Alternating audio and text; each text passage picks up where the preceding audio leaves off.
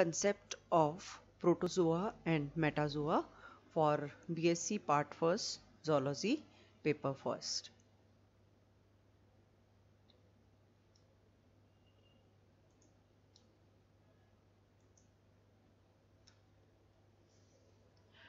Protozoa के जंतु microscopic और यूनिसेलुलर होते हैं, सूक्ष्मदर्शीय और एककोशिकीय, जबकि मेटाजोआ के जंतु यूजुअली बड़े होते हैं, मैक्रोस्कोपिक है और मल्टीसेलुलर या बहुकोशिकीय होते हैं।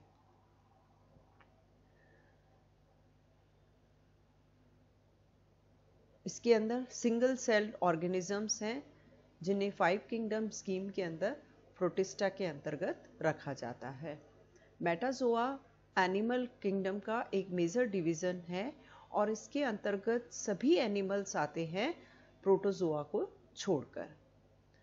प्रोटोजोआ के जंतुओं की संरचना सिंपल होती है और सब सेल्यूलर ऑर्गेनेल्स या अंगक इनमें पाए जाते हैं। मेटाजोआ के अंदर स्ट्रक्चर कॉम्प्लेक्स या जटिल है और इनके अंदर सेल्यूलर डिफरेंशिएशन या कोशिकीय विभेदन पाया जाता है। शरीर संगठन प्रोटोप्लाज्मिक स्तर का होता है, जबकि मेटाजोआ के अंदर यह शरीर संगठन cellular, cell tissue grade, tissue organ या ऑर्गन सिस्टम ग्रेड का होता है। सेल्यूलर ग्रेड या कोशिकीय स्तर के शरीर संगठन के अंदर कोशिकाओं के बीच कार्य का विभाजन नहीं पाया जाता है और इसीलिए इनमें ट्रू टिश्यूज डेवलप नहीं होते हैं। इन एनिमल्स में इनकी सेल्स ही बहुकोशिकीय जीवों के रखरखाव का कार्य करती है। दूसरा शरीर संगठन मिलता है टिश्यू ऑर्गन या इसे कहते हैं टिश्यू ग्रेड का ऑर्गेनाइजेशन।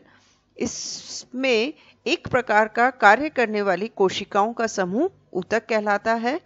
रेडियल सिमेट्री जिन फाइलम में मिलती है, जैसे सिलेंट्रेटा में इस तरह का ऑर्गेनाइजेशन या संगठन होता है। इनमें टिश्यूज तो मिलते हैं लेकिन ऑर्गन्स नहीं पाए जाते हैं। नेक्स्ट है फिर ऑर्गन ग्रेड का बॉडी ऑर्गेनाइजेशन। इसके अंदर वे जीव रखे जाते हैं जिनमें टिश्यूज और ऑर्गन्स तो डेवलप्ड होते हैं लेकिन सिस्टम्स का डेवलपमेंट नहीं हुआ होता है। इसका एग्जाम्पल है प्लेटेहेलमिन्थेस। इनके अंदर रिप्रोडक्टिव सिस्टम को छोड़कर किसी और भी प्रकार के सिस्टम्स नहीं पाए जाते हैं। लास्ट है organ system grade of organisation.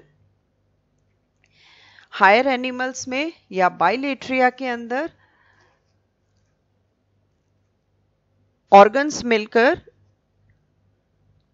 एक कार्य का संपन्न करते हैं, पूर्ण कार्य संपन्न करते हैं, जैसे न्यूट्रिशन के लिए कंप्लीट एलिमेंट्री कैनाल और एसेसरी ग्लैंड्स मदद करती है। इसी तरह से एक्सक्रीशन, रेस्पिरेशन, रिप्रोडक्शन आदि के लिए भी अंगों का एक कंप्लीट सिस्टम पाया जाता है। प्रोटोजोआ के जंतुओं के अंदर शरीर में क्रियात्मक भिन्नन नहीं मिलता है। शरीर एक ही कोशिका से मिलकर बना है और वही कोशिका समस्त क्रियाओं को संपन्न करती है, जबकि मेटाजोआ के अंदर ये कोशिकाएं विशिष्ट कार्य को करने के लिए रूपांतरित हो जाती है, अतः इनमें क्रियात्मक भिन्नन स्पष्ट रूप से दिखाई देता है। जो सिंगल सेल है वो ही सारी बायोलॉजिकल एक्टिविटीज कंप्लीट करती है, पोषण, श्वसन, जनन इत्यादि।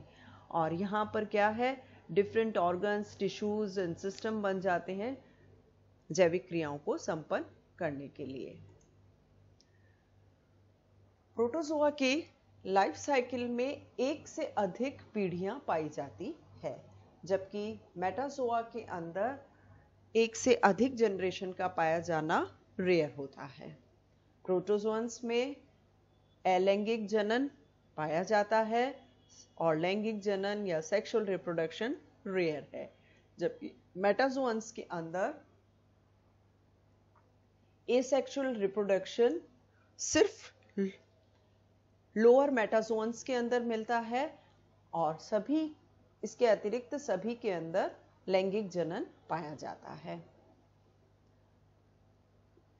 इनमें कॉन्जुगेशन, एडल्ट्स का कॉन्जुगेशन या संयुग्मन होता है, इसे कहते हैं होलोगैमी।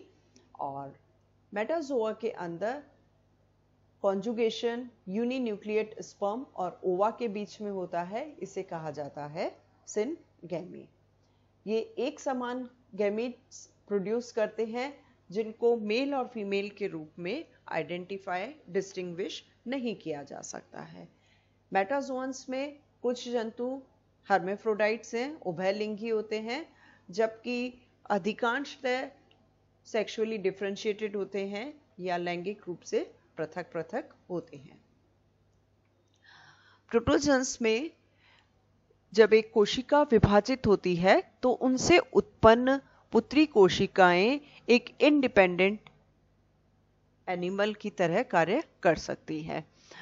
मेटाजोआ के अंदर फर्टिलाइज्ड एग के अंदर बहुत सारे विभाजन होते हैं, जिसके फलस्वरूप डॉटर सेल्स या पुत्री कोशिकाएं बनती है, जो कि एम्ब्रियो या भ्रूण के अंदर एक साथ रहती है। प्रोटोजोन्स के अंदर एक ही जाति के जो डिफरेंट इंडिविजुअल्स हैं, उनकी फॉर्म या आकार अलग अलग हो सकते हैं, जबकि इसके अंदर एक ही स्पीशीज के अंदर जो भी मेंबर्स पाए जा रहे हैं उनका बॉडी फॉर्म डेफिनेट होता है।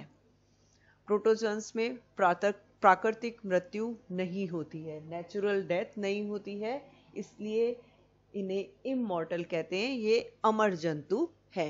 मेटाजोन्स के अंदर नेचुरल डेथ होती है, इसीलिए इन्हें मॉर्टल कहा जाता है।